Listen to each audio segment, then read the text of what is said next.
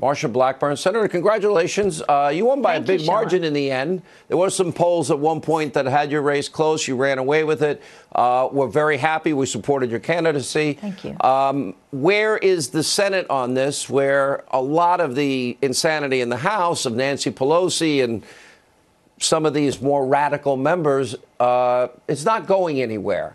So where is the Senate specifically on standing up for secure borders for the country? I think Leader McConnell has said it well. It has to, whatever comes to the Senate, has to include border funding. And the reason for that, Sean, is when you look at what the president is asking for, $5 billion, that is 1/10 of 1% of the budget. And we are required to protect the country, to provide for the common defense. And this is a part, protecting that sovereignty is a part of protecting the country. And it is absolutely outrageous that the Democrats are not coming to the table.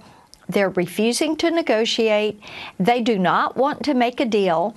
And I will tell you this, if I were someone with a dreamer in my family, I would be very upset with the Democrats right now, because that path to legalization that they have often said is what they want, that is something on the table, and you are hearing Nancy Pelosi say, not $1, not any money, and all the president is doing. Fair, she offered $1.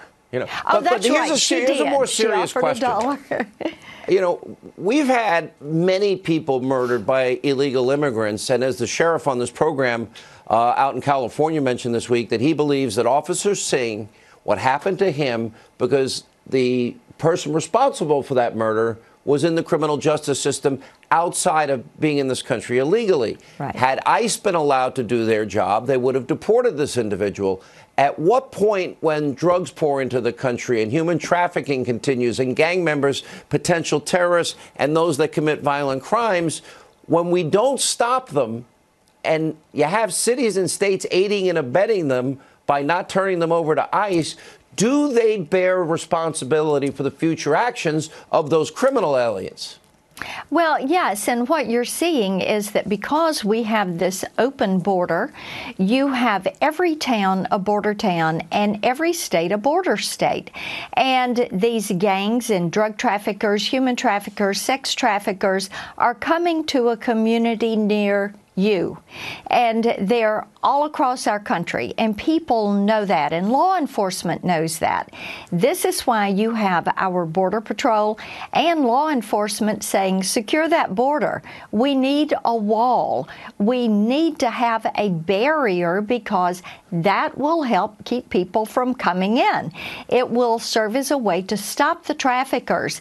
And you know, when you talk to angel moms and individuals that have lost their children or their spouses or loved ones to these illegal aliens, many of them criminal illegal aliens that should have been deported, it is heartbreaking, and Tennesseans want to see the border secured.